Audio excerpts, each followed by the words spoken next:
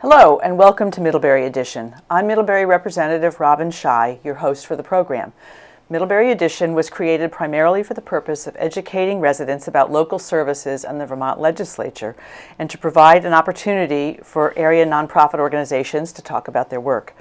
Today's guest is Rachel Cummings, Executive Director at the Counseling Service of Addison County, or Csac. Csac is a local community mental health center located here in Middlebury. Since 1959, Csac has been an integral part of the Addison County community. According to Csac's website, the counseling service offers a wide range of professional mental health and developmental services designed to meet the needs of those seeking help.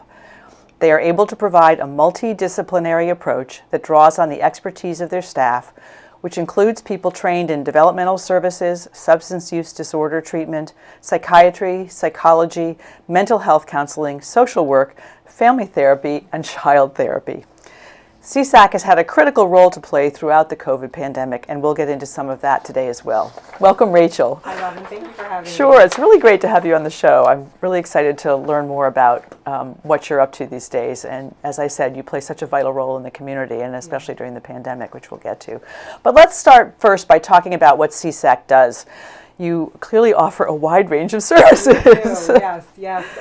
Well, I like to say, Csac is your designated agency. It's Addison County's designated agency, and it means that we are the nonprofit in the county that provides essentially two major services, or major categories, I'll say. Developmental services, so serving people with intellectual and developmental disabilities, and then mental health services.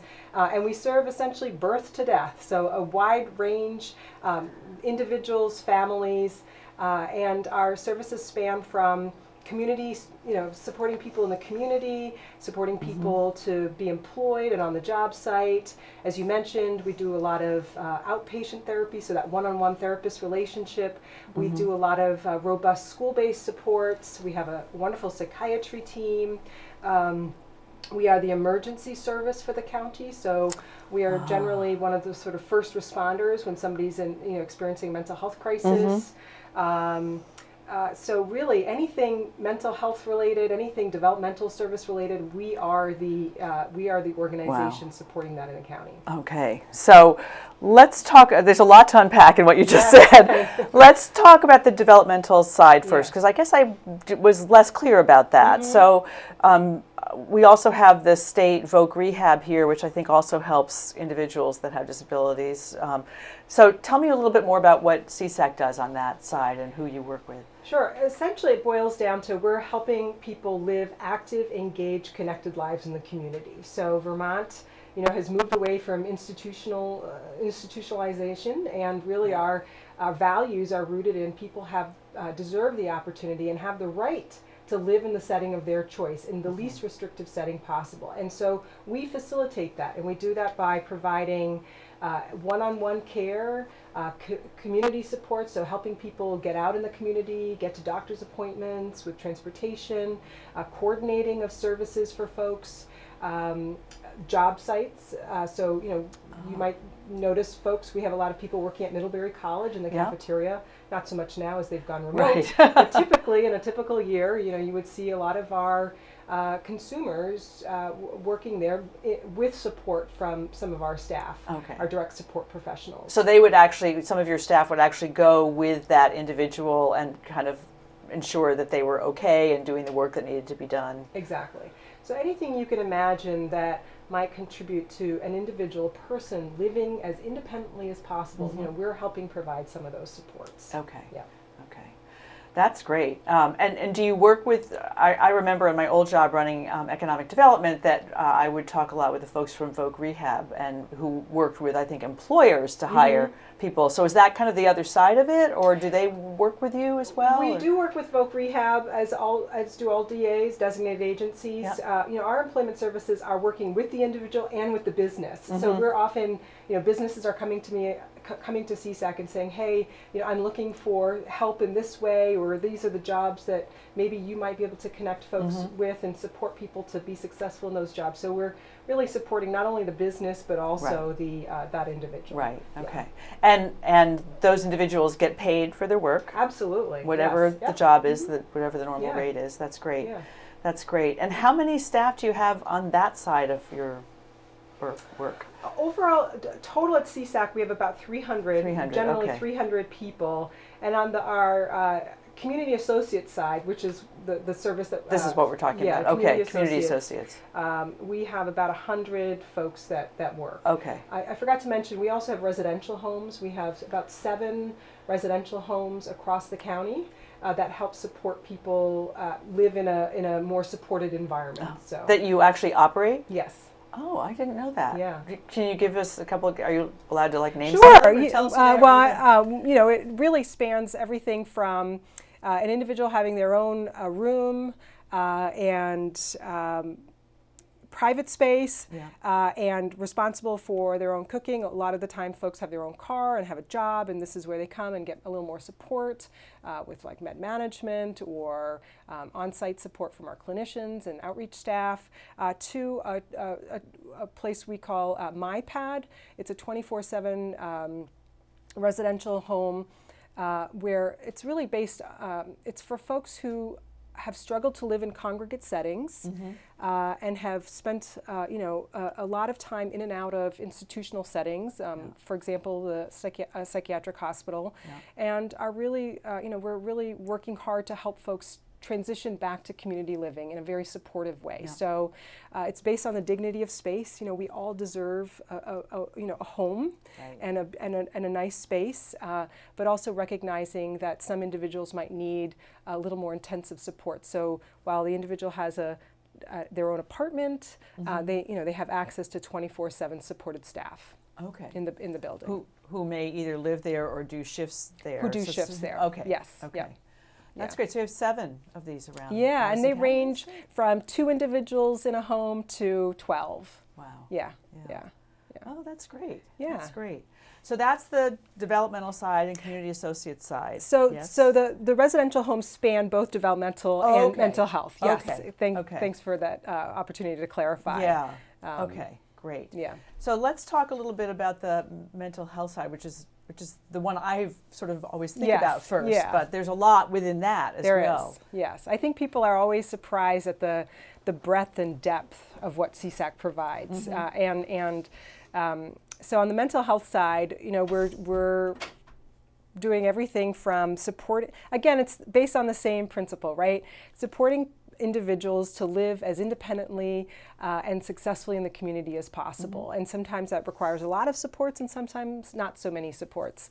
And so our services on the mental health side span from, again, some residential settings to one-on-one, that sort of one-on-one outpatient therapist relationship, to case management, so helping an individual access housing, food support, sort of the complex support system that exists for individuals to live in the community who might need help. We do a lot of school-based support, so we provide clinicians in schools, behavioral interventionists that support kids to be successful in the classroom. We have a wonderful psychiatry department that helps folks, and we also have a contract with our psychiatry department supporting Porter Nursing Home and Mountain Health. So we have, and Middlebury College actually. So we have incredibly strong collaborative relationships in the community, and our idea around psychiatry is really supporting docs, primary care doctors, to hold people in the medical home and help them feel like they've got access to support and skill and expertise, when it's required. Yeah. Wow. So we all know that COVID has placed a huge strain on everybody's stress levels, mental health levels, national, globally. We read about this all the time. And so this must have really strained your own organization and resources. So talk a little bit about how it's affected your ability to deliver services. Sure. Well, I will say, its greatest impact was probably in the first few weeks of the pandemic, where we all shut down and worked from home. And we were, really, I was so scared and anxious for not only my staff, but the people we serve. But we quickly realized that so many, that our staff and what we do is essential. And we recalibrated and continue to provide in-person services for the most part, especially for our essential services like supporting people in the community, and ensuring that people have continuity of care and service. Our residential homes, for example, as well, we're fully staffed. So, despite the pandemic, Csac has really been open and operating in person in the last 2 years.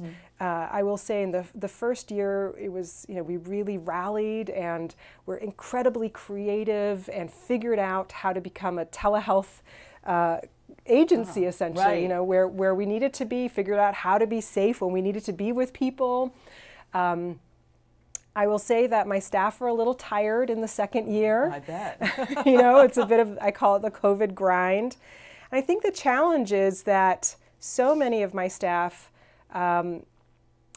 are parents or are caregivers and rely on schools and childcare and other systems to work. Right. And and so much is constantly disrupted still, right? If you have a sniffle, you have to keep your kid home, and that impacts work and our ability to come to work.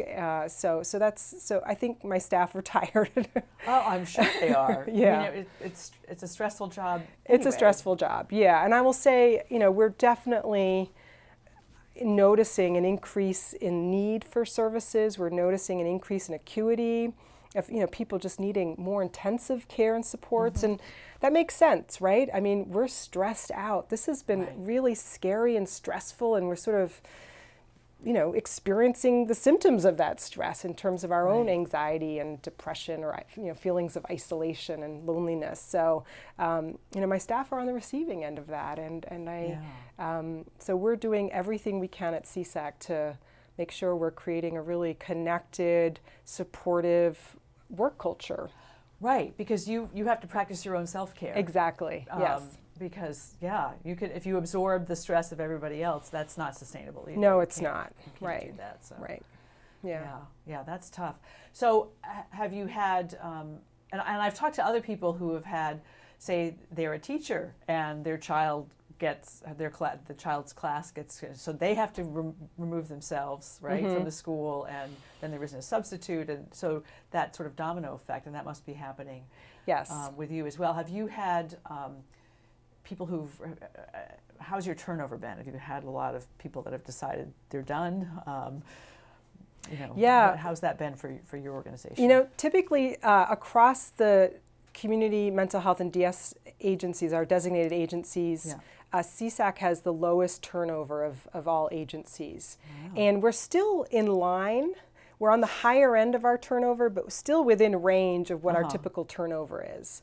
We've definitely seen some departures, so people who were close to retirement or working past retirement really thought, well, I just don't want to work like this anymore. Because while we've been in person, so much of what we're doing is remote. So, for example, meetings, collaboration, a lot of our sort of that spontaneous, vibrant, human connection has been sort of almost made rote, right, in terms of having to meet remotely. A lot of our meetings are done by Zoom now, and so there's no opportunity for sort of catching up and talking about non-work items and creating the water some cooler rapport. conversation kind of thing. Exactly. Yeah, I think we're all missing so that. I think that's definitely changed our work culture. And we've definitely had some parents and caregivers who have had to leave just because it's so stressful to manage, supporting somebody and working.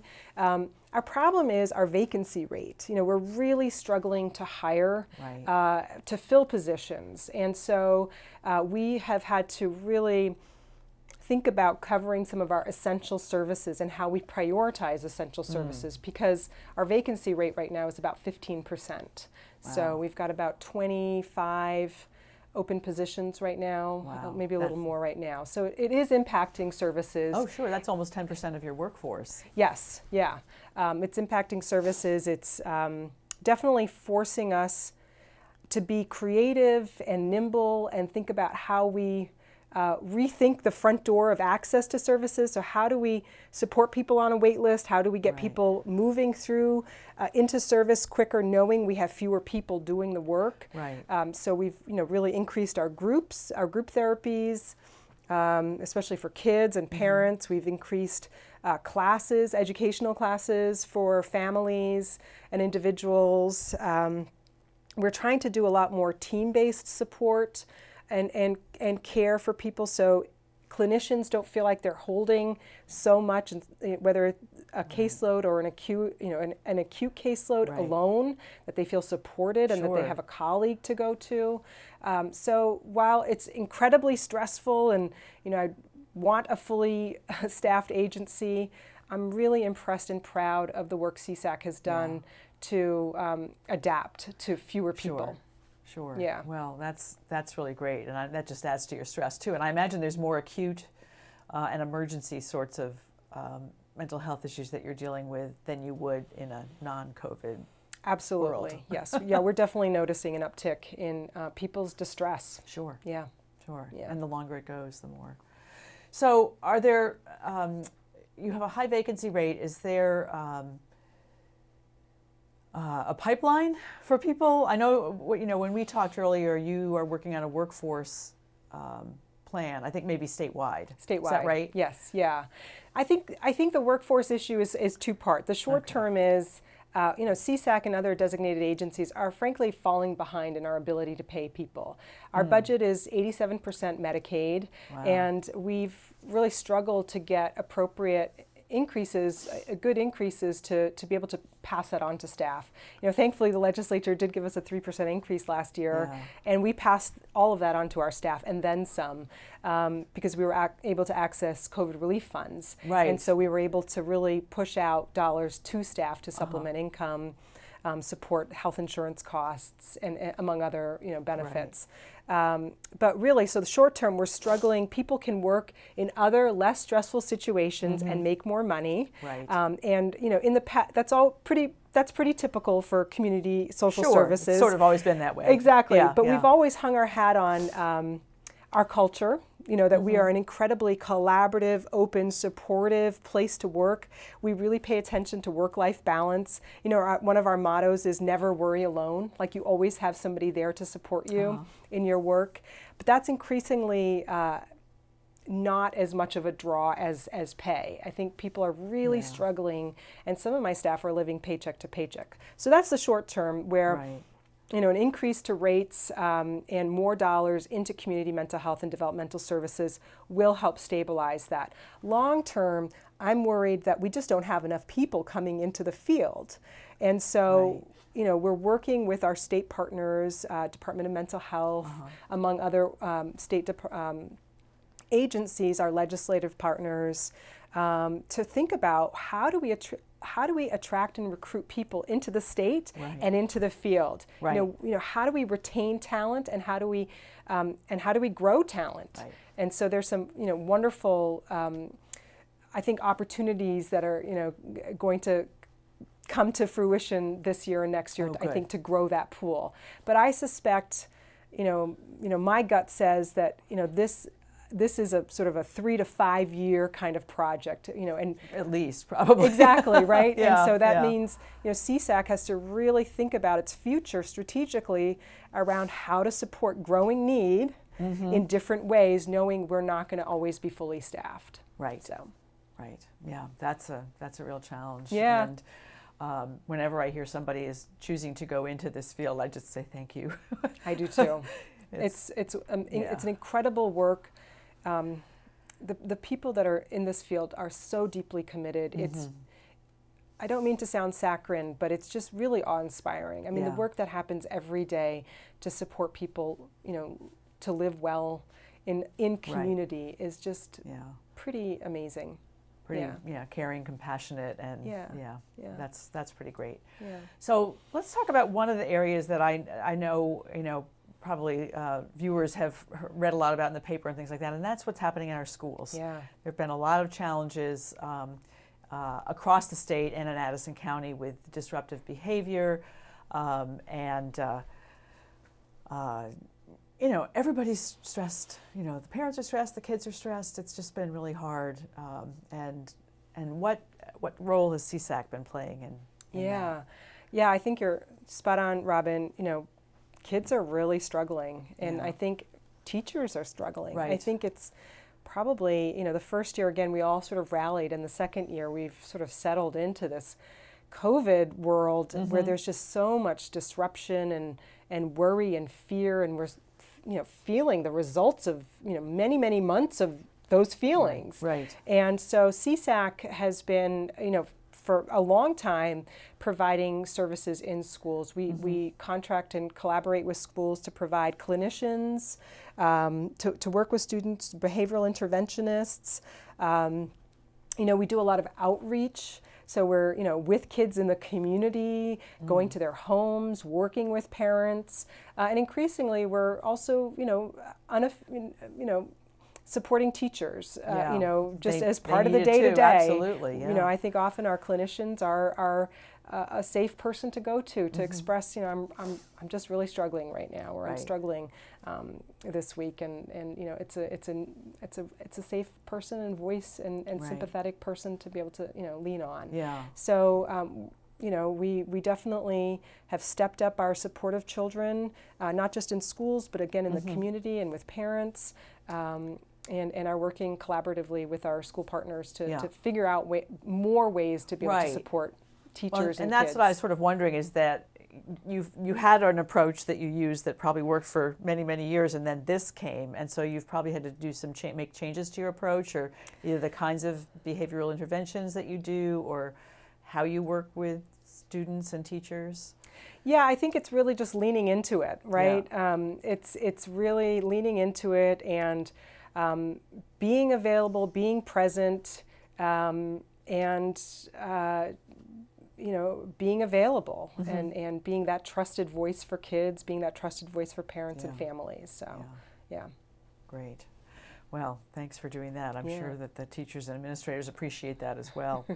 So let's talk about some of your priorities for the upcoming year. And I know that you're doing something with embedding a mental health specialist with the Vermont State Police. Yes, is that right? That's right. So that's really exciting. Tell me more about that and how that Sure. works. So every designated agency across the state has gotten enough dollars to hire one mental health specialist to work collaboratively with the state police. So we have a individual, Dave, who's going to be working with our New Haven barracks with the Vermont State Police, and it's really to provide a co-response when there's a call that has a mental health component to it. So we really want to avoid criminalizing human distress, right? And responding appropriately with the right skill set, with the right tools. So we're, connecting that individual to supports, to services as quickly as possible. So That's great. Yeah. Now, how long has that been happening? It's just started. It's just starting. So Dave just started this month, and we're really excited. It's considered a pilot year. It's our first year, and we're going to be working with our DA partners and Vermont State Police on a broad level to make sure we have common goals and practices, and are sort of all moving in the same direction to make this a success. Great. So has Dave gone on any calls yet? I think he has, yes. Oh, great. He's just started sort of shadowing. Yeah. Okay. Yeah. Okay. Well, we'll have to get you back on the show and hear more about that when there's some results. But I know that's been done in, I guess, Oregon has the Cahoots group. That's right. That sort of Yes. thing. Yep. So I think we're thinking about that. And, Yeah. and it's great that starting with the state police makes a lot of sense. And are they going to also be working with towns like the Middlebury Police Department as well, or is that down the road? I think the intent is to grow this, and I know that I worry a little bit that this one position is going to be quickly overwhelmed, because of the need. But we recognize that if along with our state police partners, that if we can support Middlebury Police or Virgins or Bristol, we absolutely will and should. Yeah. So we consider this a start. It's we're just getting our sea legs, and we'll reevaluate and see how we might possibly grow the program. Yeah. That's great. That's great. I look forward to hearing more, and hopefully it'll be something that will be expanding. Sure. Yeah. As we go along. That's great. You mentioned that 87% of your funding comes from Medicaid. Yes. So that's the federal government. Yes. have you also been able to take advantage of some of the federal funds? It sounds like you have. You kind of alluded to that coming into the state as a result of COVID. Yes, absolutely. I mean, it was a lifeline for us. I mean, both the state and the federal government were incredible partners during COVID, and I think are the reason we have emerged whole and intact. Mm-hmm. A lot of COVID has been so disruptive that we just haven't been able to do as much. Right. It just takes more effort to do as much as we were doing. And so, we've been able to replace lost revenue with state and federal funds. Mm-hmm. We've been able to support staff better with state and federal funds. We've been able to buy personal protective equipment and upgrade our air exchanges and our ventilation. To be able to buy, to-go backpacks for people who are who otherwise would be really isolated, so that there are activities that people can do. So we've been really creative, with the federal funds and state funds that we've received to sort of keep people connected, keep continuity of care going, and ensure that really good services continue to be provided. Oh, that's great. It's been a huge relief. We're really grateful. I bet. Yeah. So is all of this making you think about any sort of future changes or additions to what Csac does, sort of long term? Or we have to get through this, but is it making you think about? As the executive director, despite the times we're in, I feel it's my responsibility to constantly and sometimes at different levels keep my pedal on the gas to move us forward. And so we have been working on some pretty innovative and incredible work. We're just starting work to become a trauma healing organization, really recognizing that so much of the distress that we're seeing has roots in generational trauma. Sure. And so we want to make sure we're an agency that's not perpetuating that. So everything from how our waiting room is set up to the tools in our toolbox as clinicians is really going to be evaluated from the framework of how do we reduce trauma. So that's really exciting. We hope to also possibly open up a mental health urgent care center. That's really sort of in a hopes and dreams phase still, but we're fundraising and have an earmark with Bernie Sanders that is hopefully moving down the pipeline as another option for people who are experiencing distress from the emergency room. Oh, so that's great. So you've got some great plans going on. So that's great. We're going to wrap up, and I know we have some information across the bottom of the screen so people can contact you there. Thank you. And I really appreciate you coming on the show. Thanks, you so Rachel. much. It's been Appreciate great. your time. That's it for now. My guest today has been Rachel Cummings, Executive Director at the Counseling Service of Addison County, or Csac. Thanks to MCTV for producing this show. Thank you for watching, and we hope to see you next time.